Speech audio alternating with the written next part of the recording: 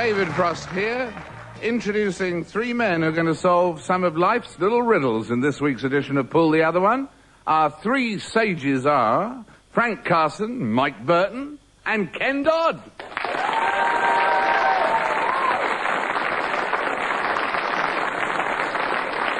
Our other contributors, of course, are the many people throughout the world to whom silly things have happened. People like Mr. Fred Adams, who runs an import business in San Francisco. Ever anxious to increase efficiency, Fred had a great idea for 1981. On January the 1st, he hung large signs all over the office saying, "Do it now." Everywhere you looked, there was a notice saying, "Do it now." He hoped, of course, to increase speed and efficiency in his staff. Later in a television interview, he was asked if it had been a success. "Not really," said Mr. Adams. 3 clerks asked for a raise, the cashier ran off with $20,000, and my partner ran off with my wife. Well, not all our tales tonight are going to be as sad as that. So from now on, I'll just be reading out part of the story and then asking our team to explain. My best friend run off with my wife. I don't half miss him. Mike, we're very lucky to have Mr. Mike Burton on our team, Frank, because Mike Burton has a never-ending fund of wonderful, imaginative stories, according to his wife. Everyone thinks my wife's a Norwegian, you know, because she looks like a Norse. Well, I said to a friend of mine, I was in a court case, I said, "Why did you shoot your husband with a bow and arrow?" She said, "I didn't want to waken the children."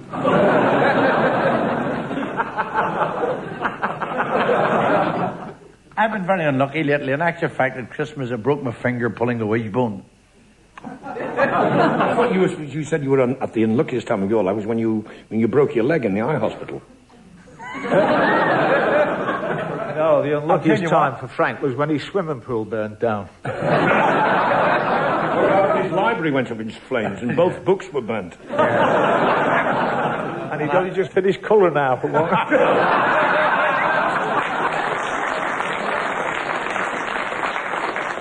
So it's lay off the Jewish jokes and hammer Frank Carson.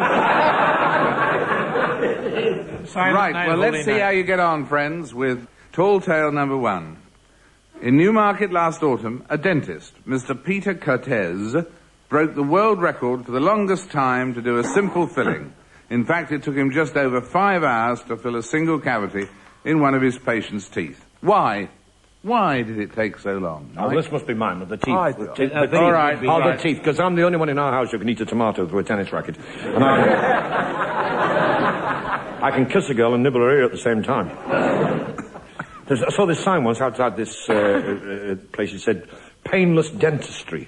So I said to this fellow, "Are you a painless dentist?" He said, "I never feel a thing." I like the other one, haircut while you wait.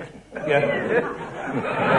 You notice how dentists talk to you when they've been listening to a patient, or they go, I went to the dentist. When I was born, my milk teeth came in bottles. That's surprising, just over 5 hours to fill a single cavity. Wonder how you could keep Brian Clough quiet so long. Mike. I went to the dentist the other week. They're all the same. You know, I said, "My teeth's going yellow." He said, "Wear a cream shirt." My son's a dentist, actually. It was lovely. He married a manicurist, and they've been fighting tooth and nail ever since. I went to the fellow to see them the other day. He said, look at your root canal. I said, "What's wrong with it?" He said, "There's a barge on it." The fellow walking down the road, moaning. He said, I said, "What's wrong?" He said, "I've had all my teeth out." I said, "Did it hurt?" He said, "Never again." Well, a dentist said to me, open your mouth, open your mouth. I said, "Why do you have to say it twice?" He said, "I didn't, that was the echo." This young lady went to the dentist, and she said to him, "I'm so scared." She said, "I don't know which is the worst, having a tooth out or having a baby." He said, "Well, make your mind up, and I'll adjust the chair accordingly." I said to the dentist, "I must remove 2 teeth." He said, £70. I said, "Without sitting in the chair?" He said, £60. I said, "Without the nurse?" He said, £50. I said, "Without anaesthetic?" He said, £40. I said, "Okay, book the wife in for tomorrow."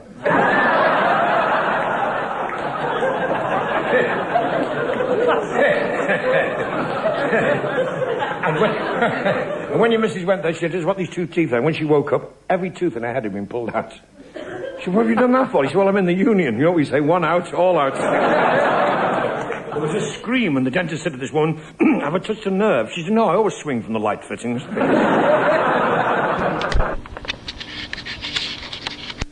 Why did it take 5 hours then, friends? I would think the reason it took 5 hours was this dentist was called into, it's a shot in the dark, but I think it would be nearly right.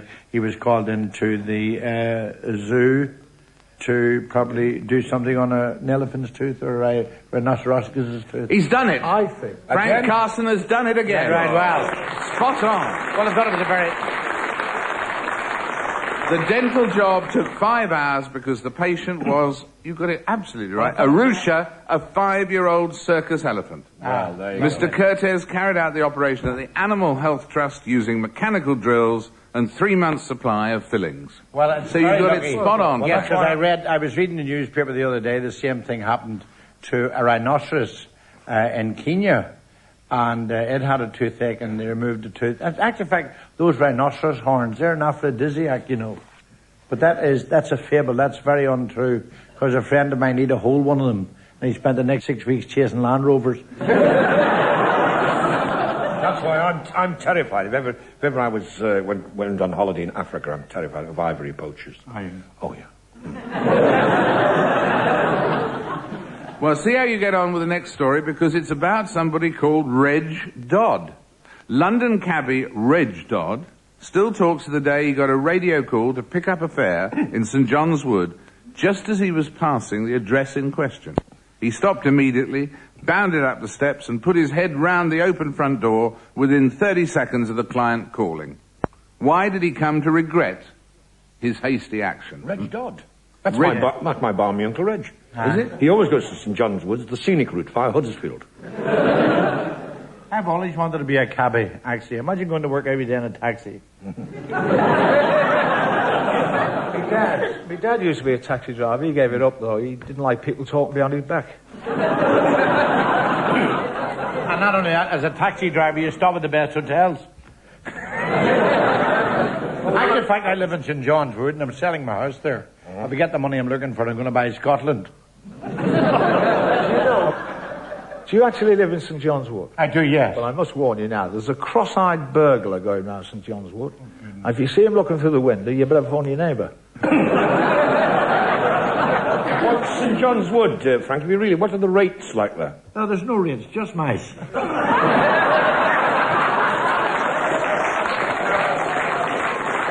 Maybe now or later. I remember being in Blackpool this summer, you know, one night I thought, I'll get a taxi up the pier. Well, I got up there, I said, how much do you owe you? He said, what do you usually pay? I give him 20p. He said, what's this? I said, I usually get a bus.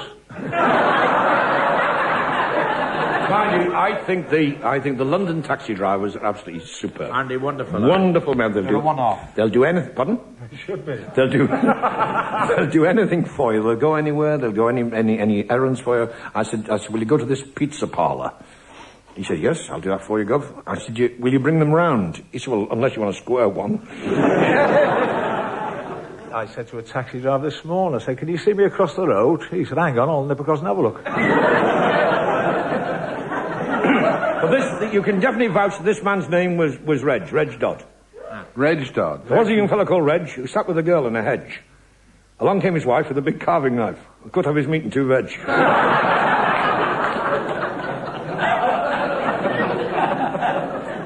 He stopped him, he bounded up the steps, put his hand on the open door within a minute of the client calling. A radio call. It was probably his wife. What do you think, Mike? Someone shut the door. Well, someone did shut the door, but why? You're halfway there. Why did the old lady who was at the... It was his mother-in-law. No. The client was a little old lady, and her response was not what he'd expected. She said, I'd never ride with anyone who rides as fast as you. And slammed the door.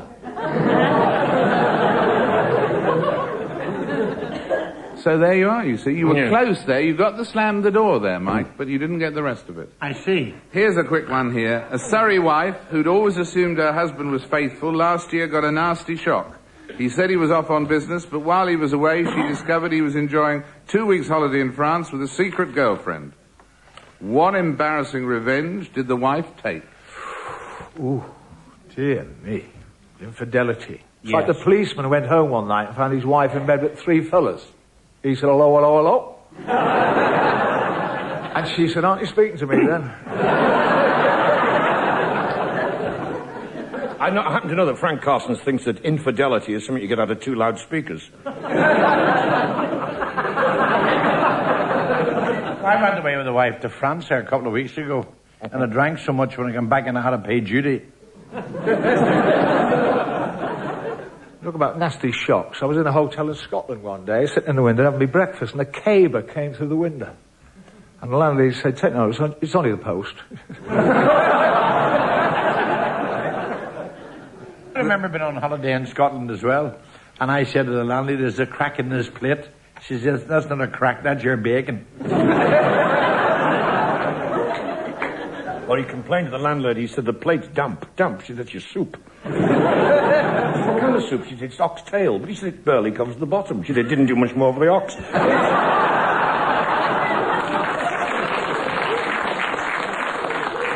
She was going on a day out, and she handed the landlady a flask. She said, can I have 3 cups of tea in that, please? One without sugar.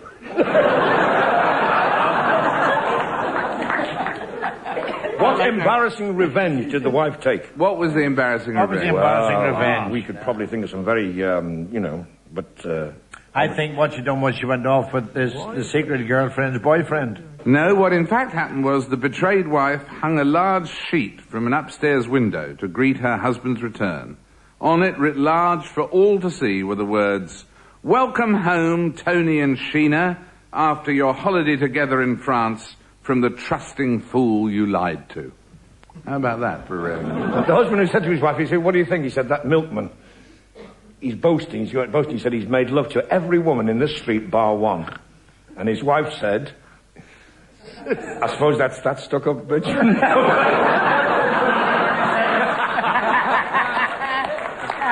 Right, now you've taken us beautifully there, right on to the subject of agony aunts and solving the problems of people in life.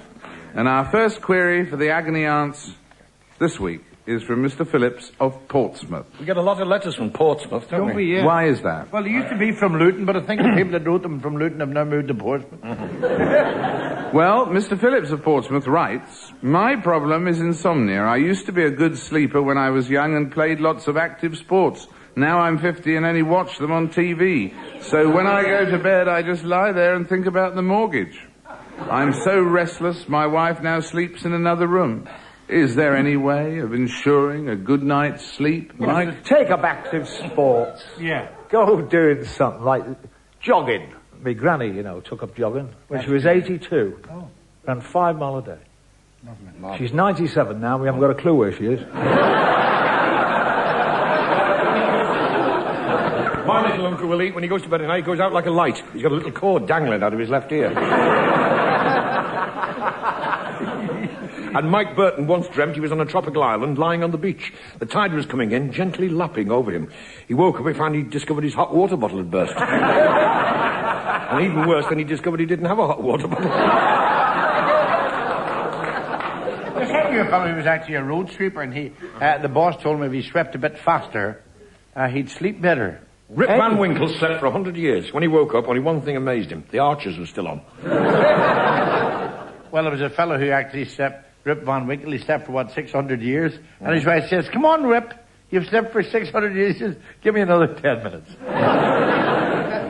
Right, I did. I know a man who discovered a cure for insomnia by supporting Tottenham Hotspur. All he needs now is to find a cure for supporting Tottenham Hotspur. Mike. Well, Tottenham Hotspur have just hired John Stalker, to investigate the no-shoe policy.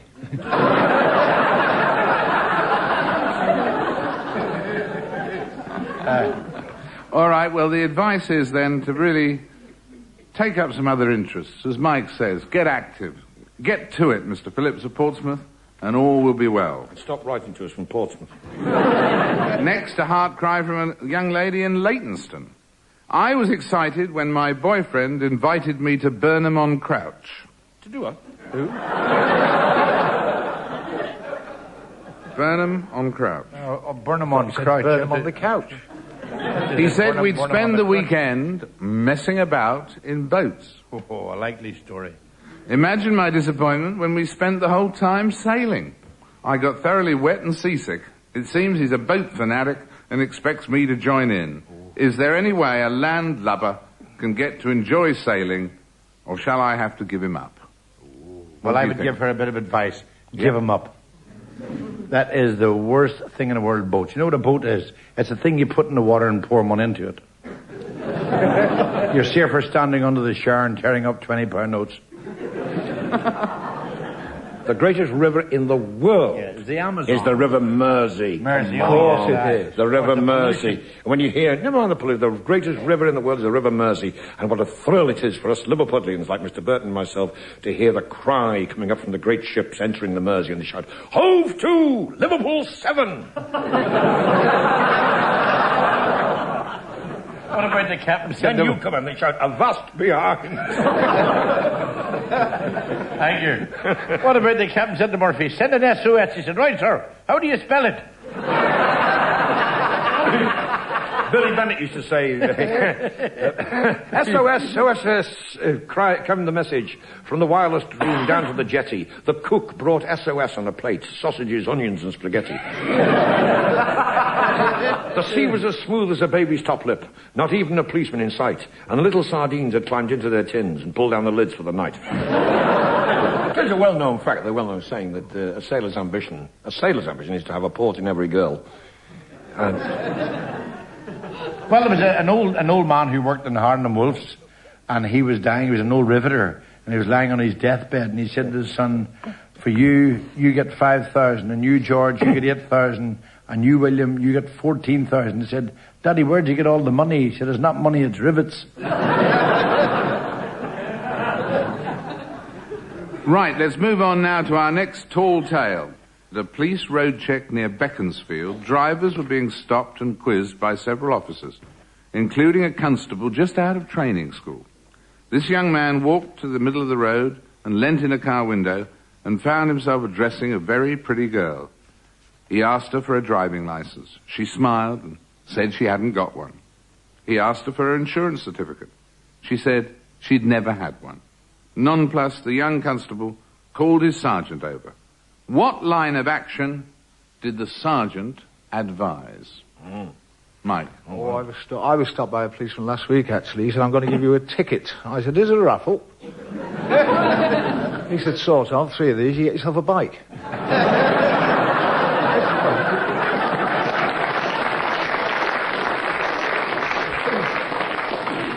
this policeman came up to me, he said, "Is this car licensed?" I said, "Yes." He said, "Good. Well, I'll have a pint of bitter and the sergeant will have a gin and tonic."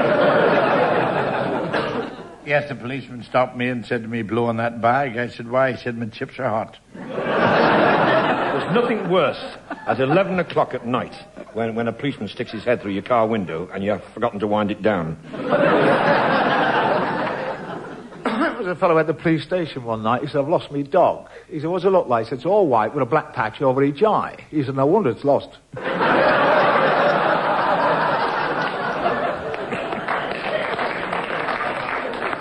You can say, what a beautiful day. What a beautiful day for squirting cavity wall foam down a policeman's trousers and saying, "How's that for insulating behaviour?" Policemen run in my family. Well, to be more correct, policemen run after my family. Yes, there was a friend of mine threw a bucket of detergent down the parish priest and got 6 months for bleach of the priest. Somebody pinched my car last week. So pinched the car, and I hope the police find him because I want to know how he managed to get it started. Well, an Irish friend of mine, he only puts half a gallon of petrol in the car so that if anyone steals it, he hasn't far to look for it. In fact, I stopped on the motorway. I must say, a friend of mine got 5 years for selling substandard building materials to the government. He escaped last week. One of the prison walls fell down. Well, a lot of the toilet facilities in the prisons are not very good. A lot of the prisoners now are going over the wall.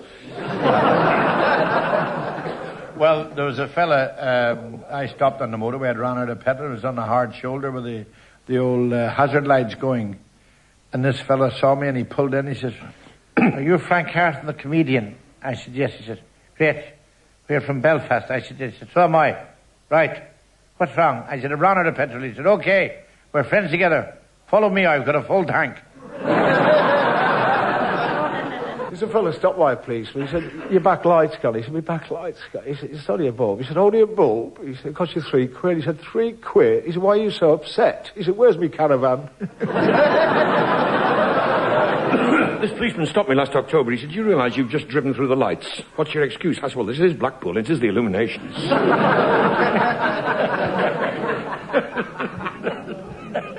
So what happened here? Well, what was the sergeant's advice? I think the sergeant gave the young constable, who'd probably been a bit overtaken by this beautiful young girl and probably found her very attractive and said, get her name and address, you might get a date off her. That's what I'd say. Get a telephone number. Well, that's not what happened. The constable had been quizzing the girl in the front right-hand seat. The sergeant advised him to go round to the other side of the car, as it was a left-hand drive. So that was the explanation. Right, the last tall tale of today. John Hall of Liverpool had a curious experience on a recent visit to his doctor. After his checkup, he was asked by the doctor to summon the next patient as he passed through the waiting room. So, as he left the surgery, tucking his prescription in his pocket, Mr. Hall dutifully called out, Miss Black, please, and prepared to leave. Why was he taken aback by what happened next? Because the doctor appeared in the doorway singing, step inside, love! The fellow at the doctor's, he said, you know those pills you give me to give me strength? He said, yeah. He said, I can't get the lid off. Have you noticed, whenever a doctor comes to visit you, they always think you're in bed with somebody else? The first thing they say is, and how are we today? I went to the doctor once. He says, put your tongue out. I said, what for? He says, I don't like that fella across the street. Frank Carson went to the doctor. He said, can you give me something for my liver? So he gave him a pound of onions.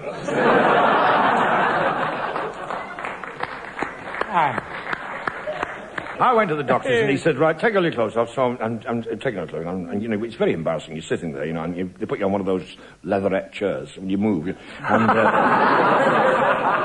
sitting there, and suddenly he picks up this little wooden hammer. So it cost me leg quick. I thought, right, he's not bringing in the new year with me. He said, lie down, spread eagle, face upwards. Oh, I thought, good, he must do calendars. No, he said, lie down on the floor, spread eagle, face upwards. I said, what are you going to do? He said, I'm going to test your reflexes. I said, how? He said, here, boy, Fido.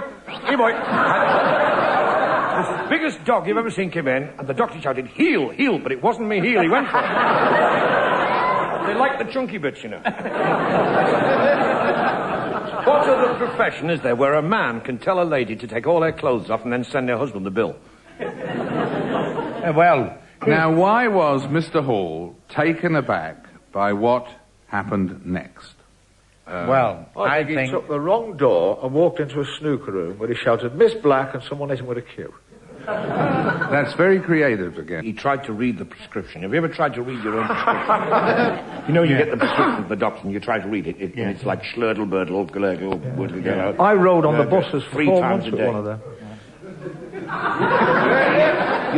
You get the doctor's prescription and you take it to the chemist and he goes in the back room for a couple of minutes and he comes out and he said, how big is the dog? Your horses are fit for work. No, I'm very, very Miss well Black, good. please. So he left the surgery, took his prescription in his pocket.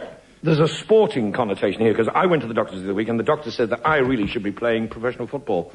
And he said to me, Mr. Dodd, you're definitely fit for FA.